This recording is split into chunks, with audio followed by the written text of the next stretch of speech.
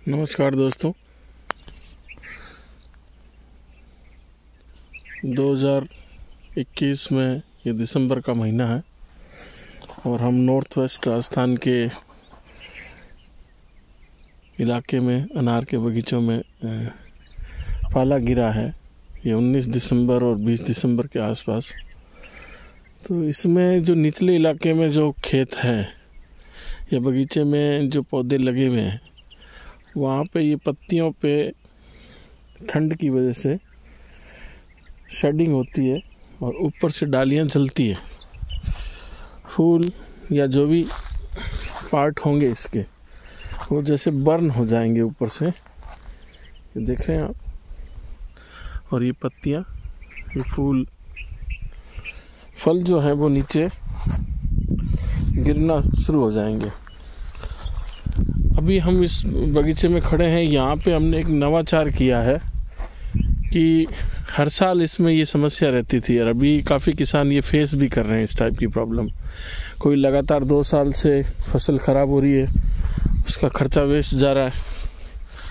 किसी के अच्छी सेटिंग, अच्छे फ्लावर, अच्छे फ्रूट सेट थे, वो भी परेशान है। देखिए, इस टाइप के काफ़ी किसान मिलेंगे जिनके पौधों में अच्छे साइज़ के फ्रूट हैं, लेकिन वो सर्दी की वजह से, फ्रॉस्ट इंजरी की वजह से ख़त्म हो गए।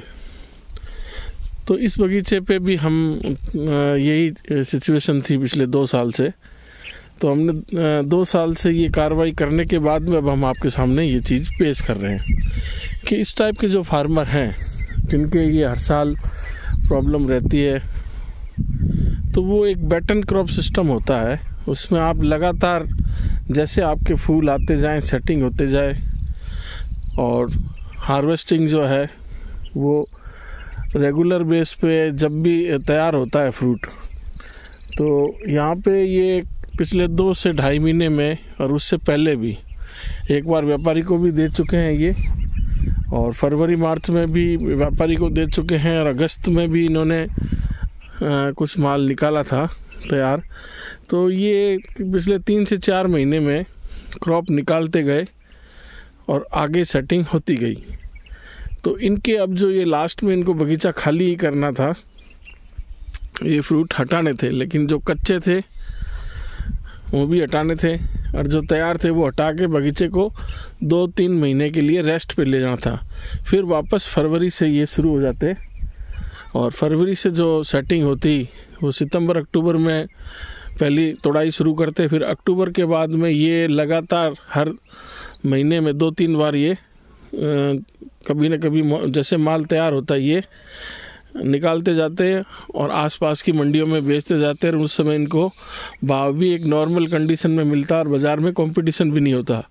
इसमें ये जो बड़े साइज़ की और तैयार माल होता वो ही निकालते।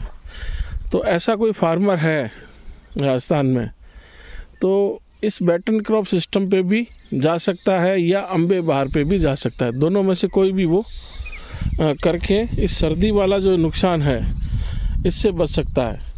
तो इसमें आपको बस इतना ही है कि इस समय आपको इस महीनों में फ्रूट को हटा के कटिंग करके बेसल डोज देनी है, और उसके बाद में जो फ्लावरिंग आएगी, अब देखो इस टाइप से जले हुए पौधे में तो कोई इथरल की ज़रूरत भी नहीं पड़ेगी इतनी, और कुछ इलाके में पड़ती भी है तो बहुत कम मात्रा में आप इथरल मार के सेटिंग और अपनी बहार का नियोजन कर सकते हैं।